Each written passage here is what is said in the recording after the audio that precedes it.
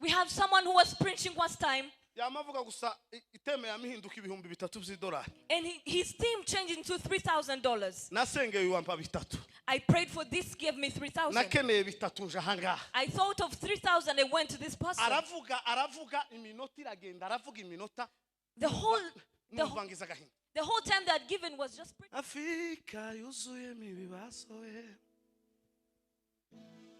Aziya yuzuyemo intambara we uburayi na Oceania imiruhira barembeje we Amerika nayo si paradiso we Afrika yacu yuzuyemo ibibazo we Aziya nayo yuzuyemo intambara we uburayi na Oceania imiruhira barembeje we Amerika we nayo si paradiso.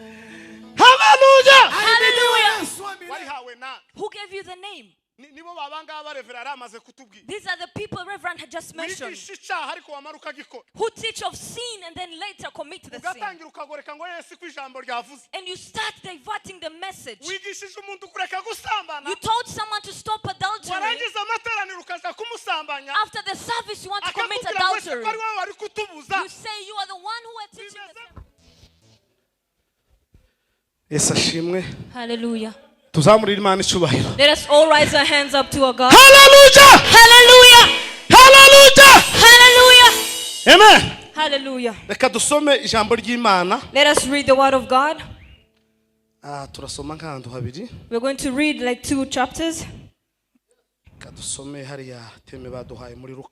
Let us open our Bibles to the book of Luke as a theme. Verses 10.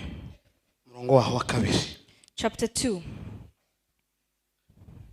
Arababwira ati ibisarurwa ni byinshi ariko abasaruzi ni bake nuko mwinginge nyiri bisarurwa ngo yohereze abasaruzi mu bisarurwa bye.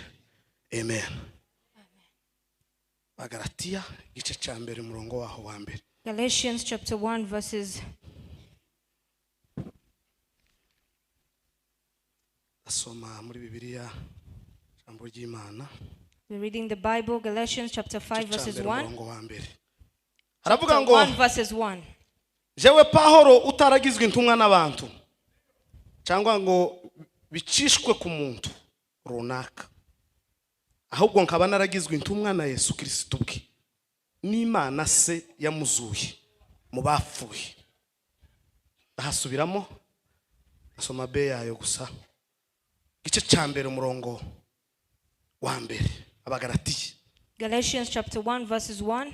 Jewe Pawulo utaragize intumwa n'abantu cyangwa ngo bicishwe ku muntu runaka, ahubwo nkaba naragizwe intumwa na Yesu Kristo bwe n'Imana se yamuzuye mu bapfuye. Amen. Amen. Rekara ya magambo tuganira. We're going to be sharing these words kubwino teme baduhaye. In this theme that was given to us. Natekereje kuko ngiendera ku ijambo rivuga ngo I thought that I would align myself in a word that says, wagizwe nande kuba umusaruzi? Who made you to become the laborer? Wagizwe nande kuba umusaruzi? Who made you to become the harvester? Ijambo ry'Imana, the word of God, iyo dusoma amakuru ya Yesu Kristo, when we are reading of the news about Jesus Christ, ahamagara intumwa ziwe, when he was calling his disciples, mu ntumwa za Yesu Kristo, among the disciples of Jesus Christ, ntawe wigeze wizana ngo asange Yesu. Nobody invited himself to come to Jesus. Ahubwo Yesu Kristo wenyine yageze agenda bamwe akabakura mu burovyi. But Jesus himself went and brought some from the fishing, akamubwira ngo nkurikira, and he would tell them, follow me. Abandi akabasanga bari mu mafaranga bari kuvunja amafaranga. And he found others doing foreign exchanges. Nawe akamubwira ngo nkurikira. And he would tell them, follow me. Ba Petero akababwira ngo, and then he would tell Peter, warobaga amafi, you were fishing fish, ariko guhera ubu nyine, but from today ugomba kuroba imitima y'abantu. You're going to fish the hearts of men. Semeni hallelujah. Hallelujah. Guhera ubu nyine, starting from now, tuzongera kuroba bino wirirwaga muroba amafi. You're no longer going to live in this life of fishing fish. Nguhisemo nguze uje kuroba imitima y'abantu. I have chosen for you to come and go and be fishers of the hearts of men. Nguhisemo nguze uje kuba umusaruzi mwiza. I've chosen you to come and be a good harvester. Ibisarurwa birahari. The harvest is plenty. Ariko nkeneye kuba umusaruzi. And I want you to come and be part of the harvester. Azana Petero nk'umusaruzi yahamagaye. He brought Peter as a harvester. He called himself. Amubwira kuko agomba kuja kuzana bisarurwa. He sent him to go and bring the harvesters. Rero rino jambo twasonye mu gitabo cya Luka. So this verse that we read in the book of Luke, Yesu ngo atoranya abigishwa 70. Jesus chose over 70 disciples. Ngo agenda bagabura babiri babiri. And he divided them into 2 pairs. Arabohereza ngo nimugende muvuge ubutumwa bwiza. He sent them to go and preach of the good gospel. Ariko hano ku murongo wa kabiri, but on the second verse, arababwira ngo he told them,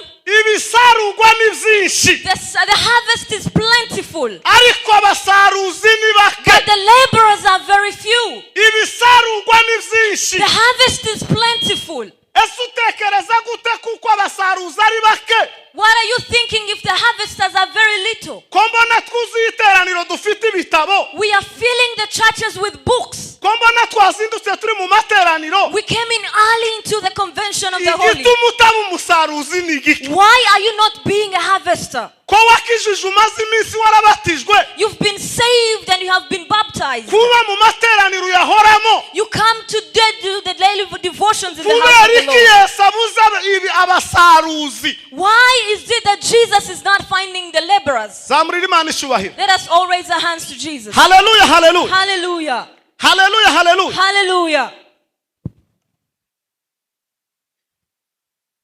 Abasaruzi ni bake. The laborers are few. Kandi ibisarurwa And the harvest ni byinshi. is plentiful. Dufite ikibazo gikomeye. We have a big problem. Tuko mushobora kumbona gwiyereka. Because you might look at me as Riyereka. Mukabona mpagaze hano kuri kano gatutu. And you see me standing on this pulpit.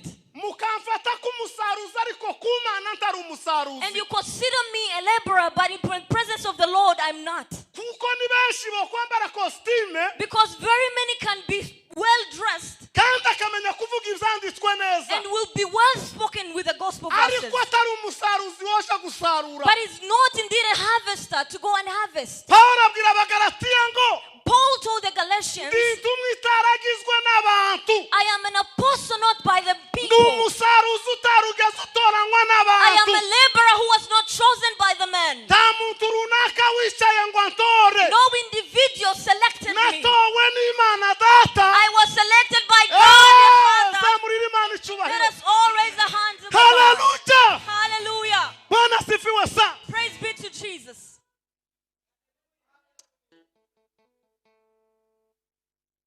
Warampamagaye mwisi nawe maze nditaba we. Warampamagaye mwisi nawe naje nditaba we. Warampamagaye we mwisi nawe maze nditaba we. Warampamagaye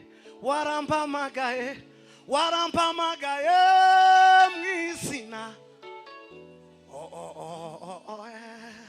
Zamuri Imana icyubahiro. Let us all give God a praise. Hallelujah. Hallelujah. Bwana sifiwe sana. Praise be to Jesus. Wagizwe nande umusaruzi yawe. Who made you the laborer? Yohana 10 umurongo wa 2 ngira ngo John 10 chapter verses 2. abinjira mu rugo rw'intama batanyuze mu irembo. Those who enter into the home of the Lamb Abagabo without passing the n'abajura. gate. Those are thieves. Uwinjira mu rugo rw'intama. Whoever that intrudes in the house of the Lamb. Hallelujah. Semeni hallelujah. Hallelujah. Semeni hallelujah. Hallelujah. Dufite ikibazo cy'abasaruzi. We don't have a problem of the laborers. Dufite ikibazo cy'abiswe abasaruzi atari. We have a problem of those who are called laborers when they're not. We have those who are pretending to be laborers but are not bringing in the harvest. We have plenty. But they are not bringing the harvest in. Who sent you? If Jesus were the one who sent you, you would have become a true laborer. Hallelujah. Hallelujah. He told them again that beg and plead the owner of the harvest. Please send laborers unto us. This is a very critical time of telling God the harvest is plenty, but the laborers are few. We've seen people with big titles. He's adding on names unto other names. Others have been called daddy and other names. If I become the father, what will Jesus be? What will the owner of the harvest call himself? The one who sends the laborers, what will be his name?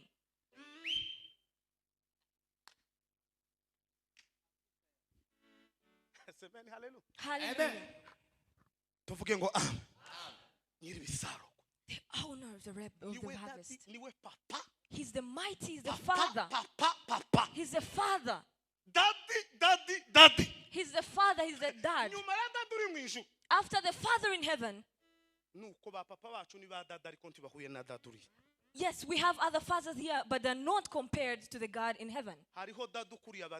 There's a father who is above all the other fathers. And he's God the Father. Amen. Hallelujah. Hallelujah. Amen. Hallelujah. Hallelujah. Amen. Hallelujah. Hallelujah.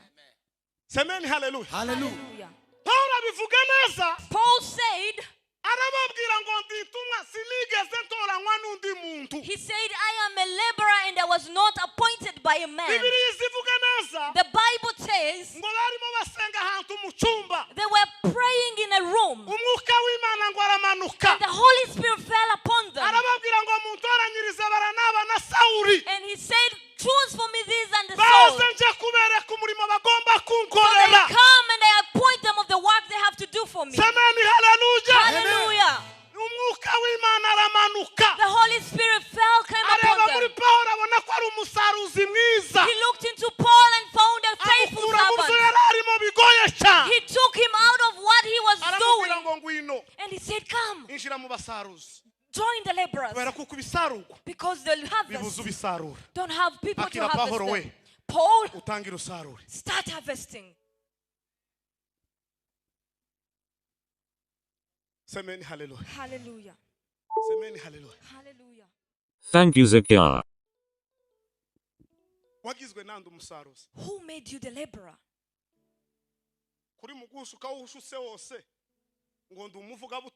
Wherever you reach, you are proclaiming to be an evangelist. You're calling yourself every name that you want. Who gave you that name?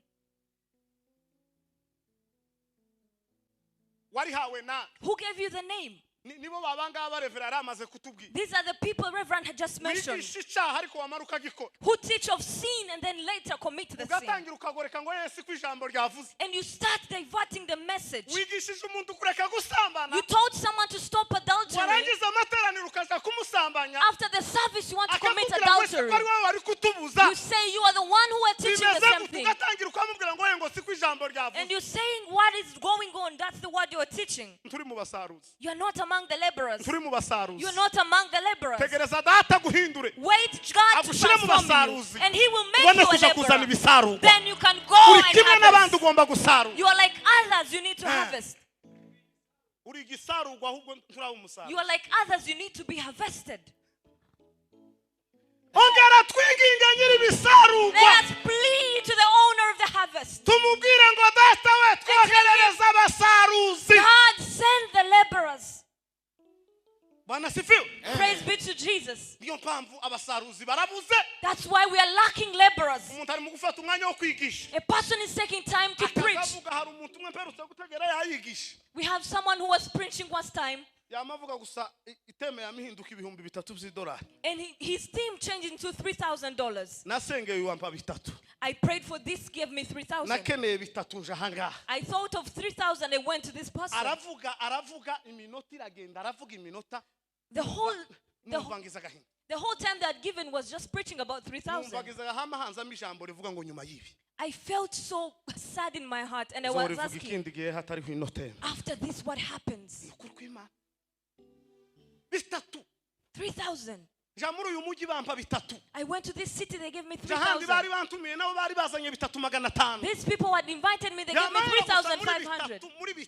He was just saying 3,000 only. Dollars.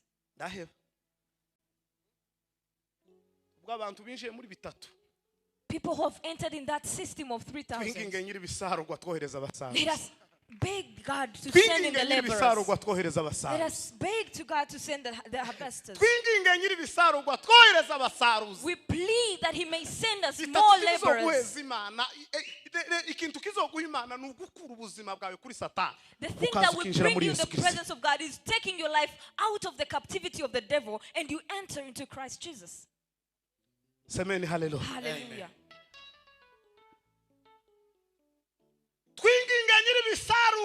Let us ask the owner of the harvest.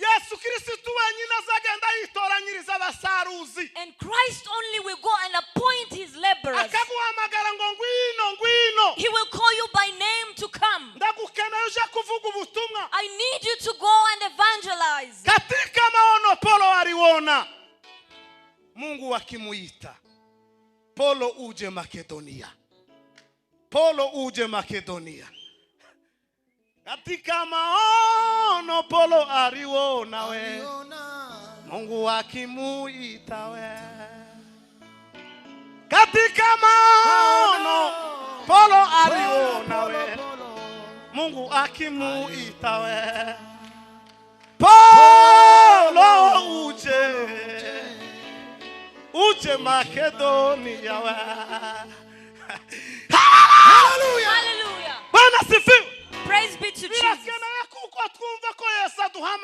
It's necessary that we hear the voice of the Lord calling you to come. This week,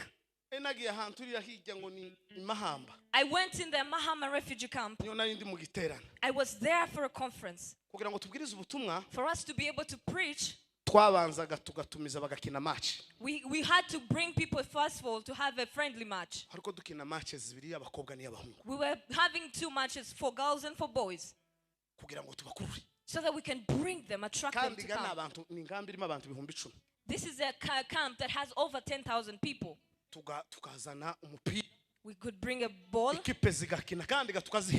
the players will play, and then we'll give them the rewards.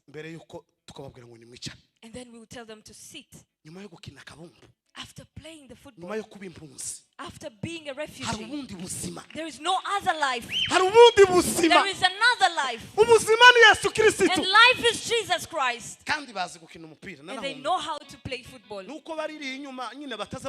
It's just that they're behind there, nobody sees them. But they are really wonderful players. They know how to play soccer. There are girls who know how to play soccer. You will see how they are playing and you'll be amazed. They all come. We did that from Friday all the way to Sunday. And Sunday in the evening we gave them rewards. I told them after this, we are also leaving and going. The championship is done. Those who won, and those who were defeated, lost. But after this ball, there is another life. And that's Jesus Christ. Hallelujah. Let us plead to the Lord of the harvest to send in more laborers, because the harvest is plentiful. It's plentiful. But it needs true laborers to come, who are going to go in the harvest and harvest. It's very difficult to go and harvest while you did not sow. But Jesus, if He calls you, He will send you to the harvest. And He will show you the people to harvest. tugengwa nawe Because he commands dukeneye all. mwuka wera ko We amanuka need the Holy Spirit to come. akaturobanuriza abasaruzi be And will individually bagomba select the kuza harvest kuzana who are going to ibisarurwa bring the harvest.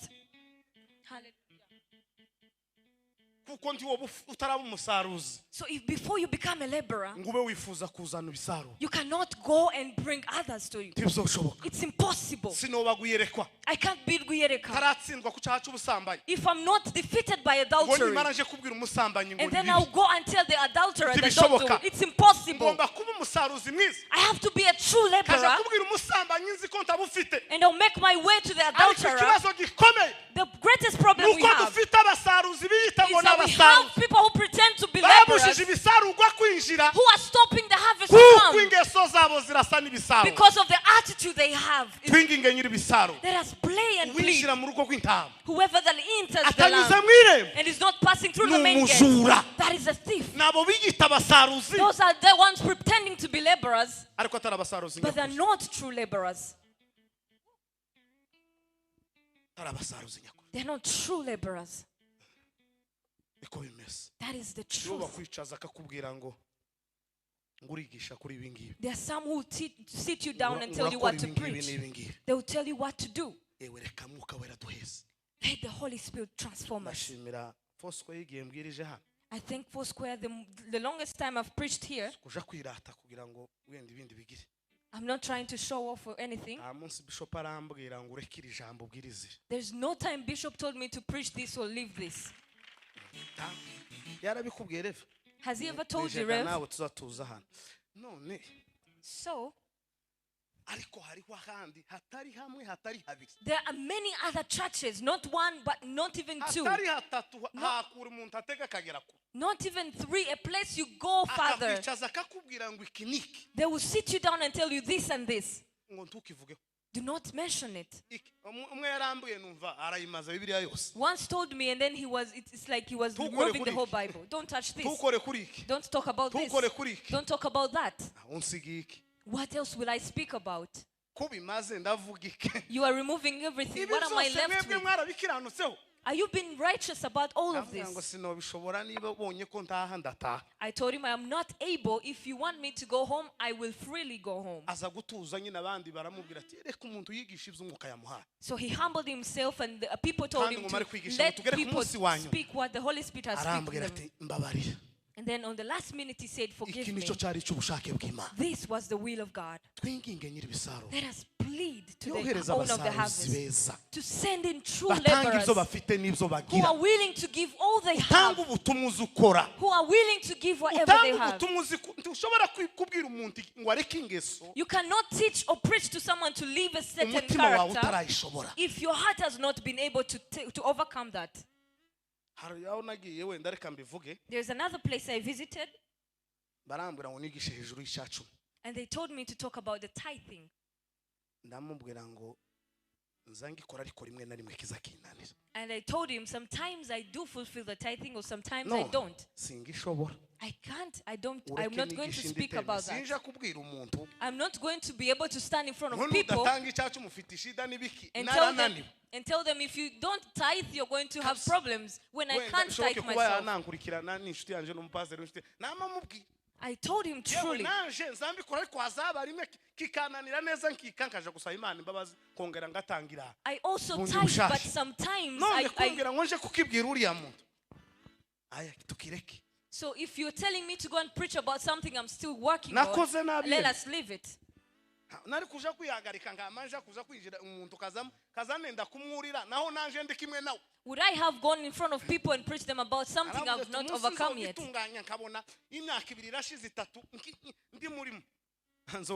I told him, well, I'm going to work on myself. After 2-3 years, I'm being committed to that. I'll come and preach about it. And I do that. And I told him truly that sometimes I will not fulfill the tithing.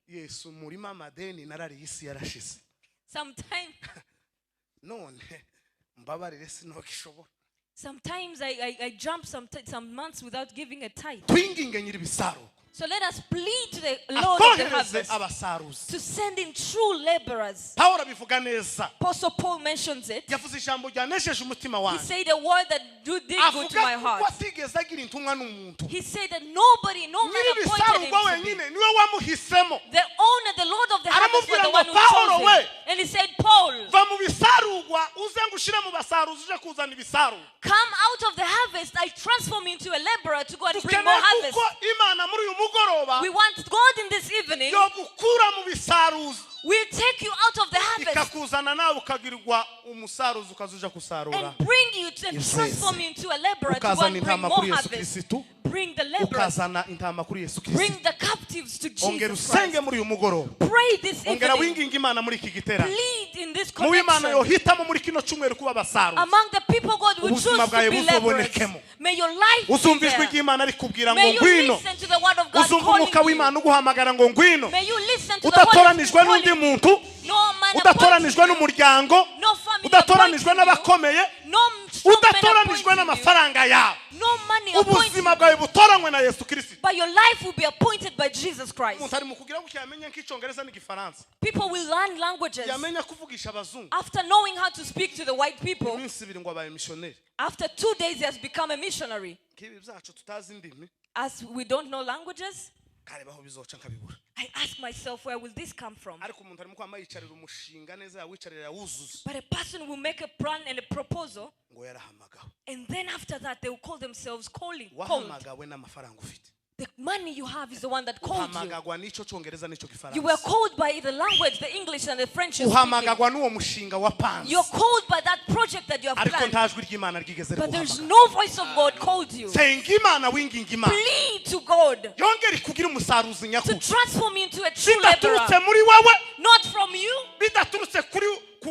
not from any other person, but only coming from. There is one time the person who wanted to appoint me to be a pastor. He said, I'll give you everything you want. You will become a pastor. I said, I can't be able to do that.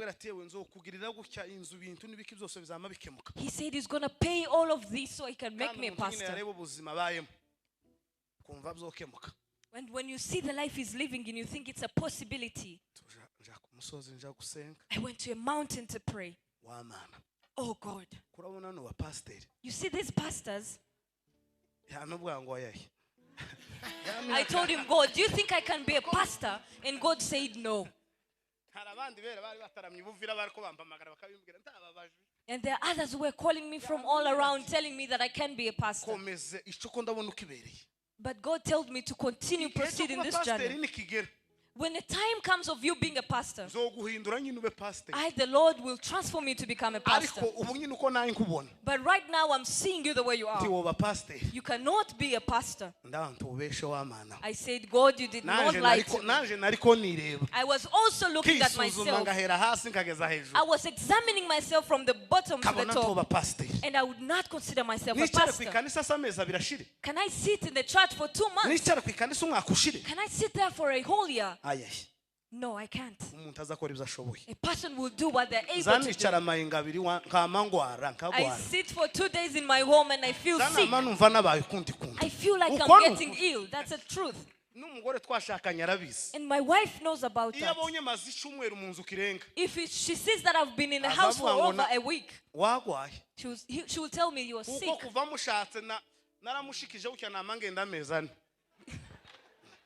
Because after being married, I brought her home and I left for over 4 months. I got out of Kenya, I went back to I didn't even know that place. When I reached there, they had stolen everything from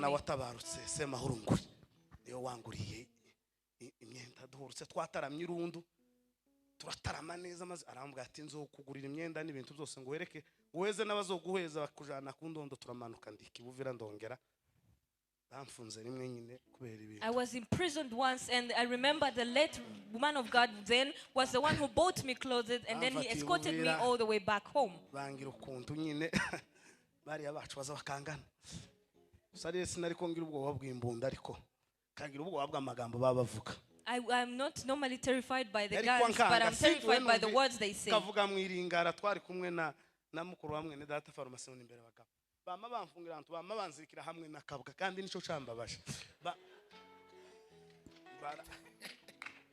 nagira ngo ngire gucya kakamaka mukanaga utumwa buragoye.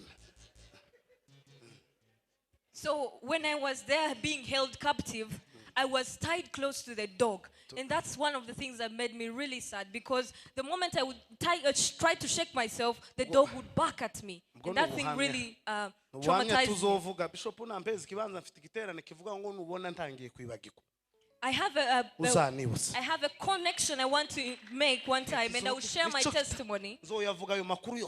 I will be able to share my testimony in that connection. They brought the chain and they tied me close to the door.